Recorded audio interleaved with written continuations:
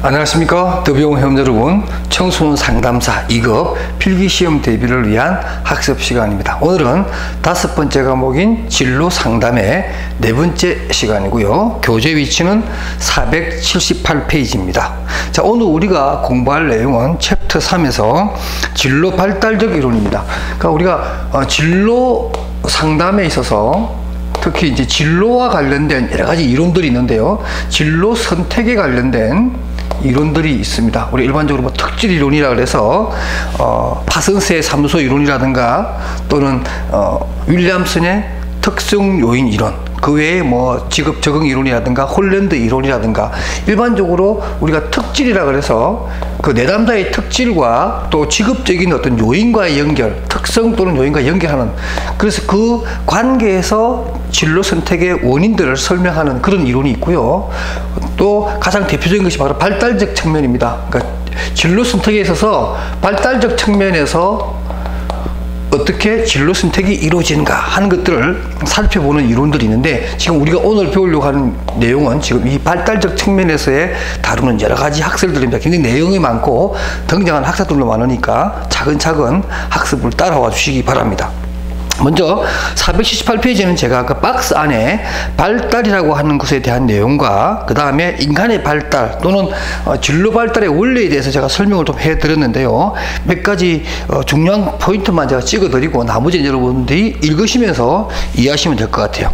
먼저 등장하는 발달 기제는 우리가 일반적으로 인간의 발달에 관련된 이론에 있어서의 공통적인 사항 내지는 발달이 가지고 있는 특징에 대해서 설명해 놨는데요. 누적성의 원리, 말 그대로 처음에 발달된 먼저 발달된 내용이 그것이 기초가 되어서 그 다음에 발달 기제가 또 겹쳐서 보다 더 세분화된다 또는 고성능화, 고등화된다, 이렇게 설명이 가능할 것 같고요. 일반적으로 기초성의 원리는 유아기 때 발달된 내용이 성인 될 때까지 하나의 기초 역할을 한다, 이런 얘기고요. 마지막에 보면 불가역성의 원리라고 해서 돌아갈 수 없다라는 그런 특징이 있다 이거죠. 불가역성이니까. 가역성도 있지만 대부분 태행이라고 하는 것은 우리가 발달의 개념으로 보면 태행은 가역성이죠. 그러나 그것은 어떤 발달이라고 하는 의미가 아니라 태행을 했다는 의미니까 여기서 말하는 것은 그걸 얘기하는 것은 아니고요. 불가역성이라고 하는 것은 먼저 발달된 것을 그 시기적으로 놓치게 되면 다시 돌아가서 할 수 없다, 이런 의미가 되겠습니다. 그다음 마지막에 이제 진로 발달의 원리입니다. 일반적으로 연속성의 원리이며 비가역성의 원리, 발달 기제의 특징을 그대로 가져오고 있습니다. 그리고 현저성의 원리라고 해서 이것은 뭐냐면 그 시기에 거기에 맞는 이런 것들이죠. 그러니까 청소년 시기에 해야 될 중요한 사건들, 예를 들면 청소년의 경우에는 가치관 확립이라든가 가치관 정립이 가장 중요하죠. 그러니까 청소년 시기에 어떤 가치관을 성립을 시키는데, 확립을 하는데 실패하게 되면 성인이 되어서도 가치관의 혼란이라고 하는 문제가 생길 수 있다, 그런 거죠. 그러니까 어떤 기간에 가장 중요한 내용들, 우리가 에릭슨의 발달론 8단계에 보게 되면 그 시기에 해야 될 것들이 탁탁 정해져 있는데 바로 그런 것들을 놓치게 되면 안 된다, 그런 얘기고요. 그 다음에 속도차의 원리라든가 8번 개인차의 원리라고 하는 것도 있습니다. 이거 뭐냐면 결국 발달이라고 하는 것은 개개인의 발달에 관한 내용이기 때문에 개인차가 난다라는 거죠. 그런 것을 염두에 둬야 된다라고 하는 일반론을 제가 478페이지 언급해 드린 거고요. 그 다음에 이러한 발달론과 관련해서 가장 먼저 등장하는 분이 바로 긴저버그입니다. 긴저버그라고 해서 어쩌면은 이러한 진로의 선택 또는 진로 상담에 있어서 핵심이 되는 내용들에 있어서 가장 먼저 발달적 측면에서 접근한 학자가 아닌가, 이렇게 보여집니다.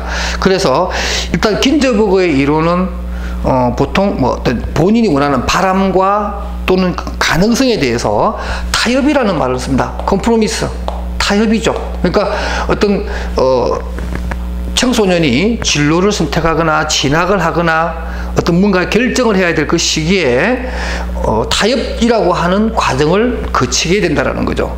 결국에는 내가 아무리 능력이 뛰어나도 환경이 안 맞으면, 또는 내가 환경이 된다 하더라도 나의 적성이나 흥미나 가치관이 안 맞으면 매치가 안 되겠죠. 그러니까 적정선에서 서로가 타협을 한다라고 하는 그런 기본적인 이론적인 배경을 깔고 긴저버그는 진로 발달에 대해서 3단계로 얘기를 합니다. 크게 나누어서 환상기, 잠정기, 현실기 이렇게 나누어서 뭐 외울 때는 보통 뭐 환장혀 이렇게 환장해 이렇게 환장해 해가지고 환상기, 잠정기, 현실기라고 해서 환장혀 이렇게 외우는데 뭐 그것도 하나의 좋은 방법입니다. 외우기에는.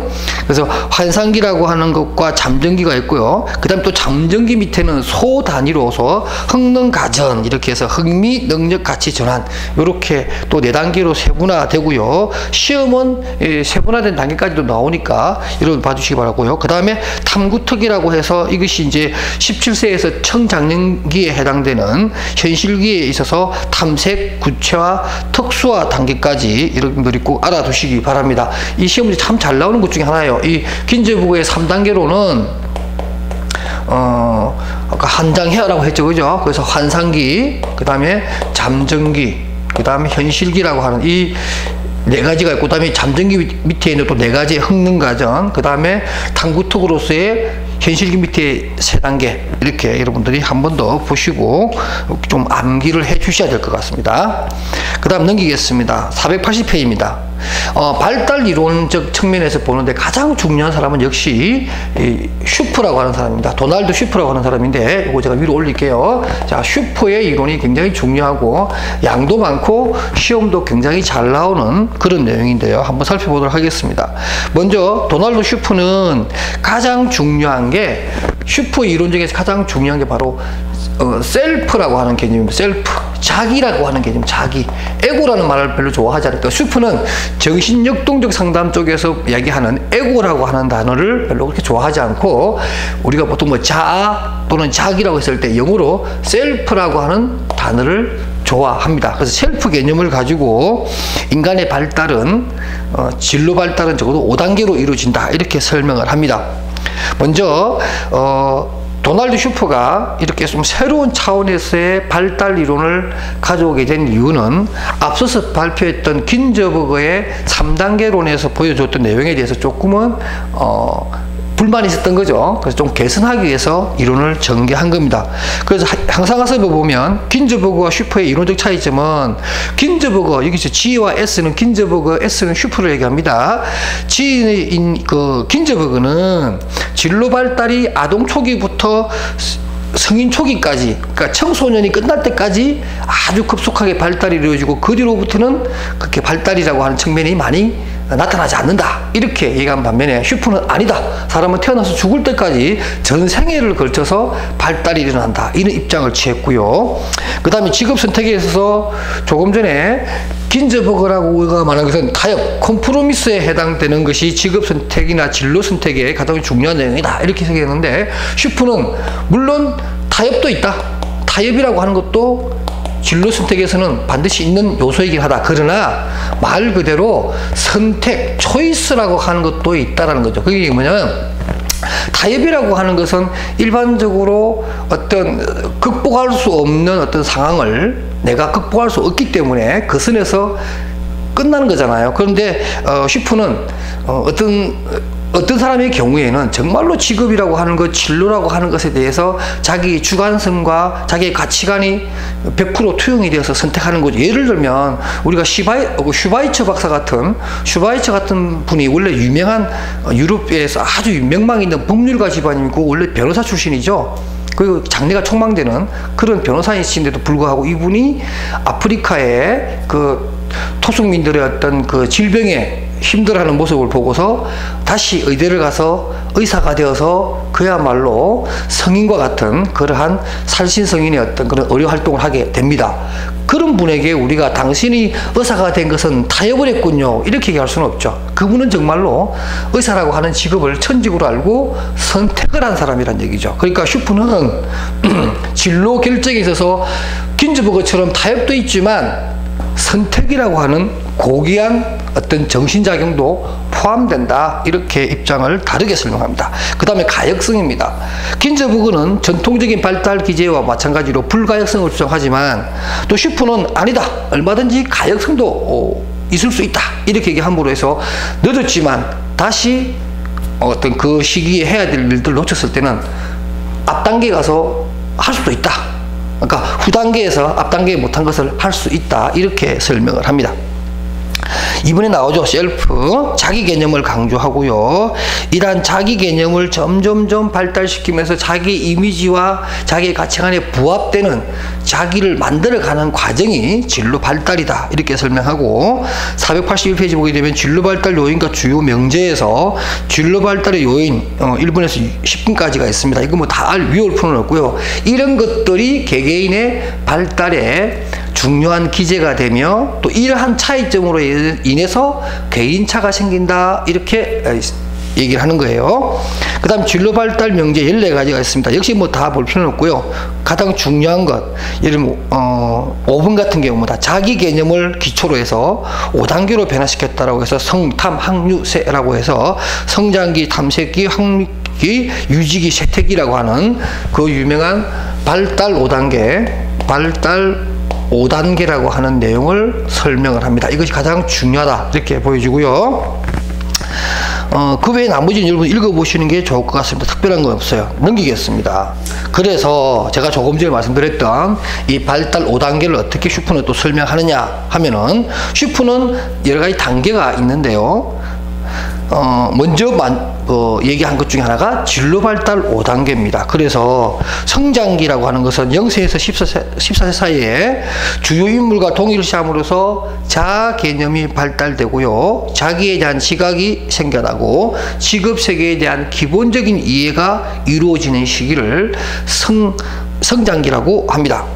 그 다음에 탐색기에는 학교 생활이라든가 여가 활동 또는 시간제 일 또는 뭐 이렇게 봉사 활동, 뭐 아르바이트 뭐 이런 것들을 통해서 점점점 어떤 자기의 역할과 또는 직업적인 탐색을 하게 되는 시기가 바로 15세에서 24세, 우리가 보통 이제 학업이 끝날 때까지의 얘기가 되겠습니다. 그럼 학립기는 이제 내가 첫 직장을 잡고 그야말로 왕성하게 일을 하는 44세까지 얘기를 하고요. 유지기는 45세에서 은퇴할 때까지, 그러니까 정년퇴직할 때까지의 시기죠. 대부분 이제 간부급에 해당되죠. 일반적으로 해서는 뭐 부장급 이상, 임원까지의 그 시기를 얘기하고, 마지막 65세 이후로는 이제 세퇴기라고 해서 은퇴기에 해당되는 이 내용으로 성탐 학류세라고 하는 5단계가 시험에 굉장히 잘 나오니까 여러분 무조건 암기해 주시고요.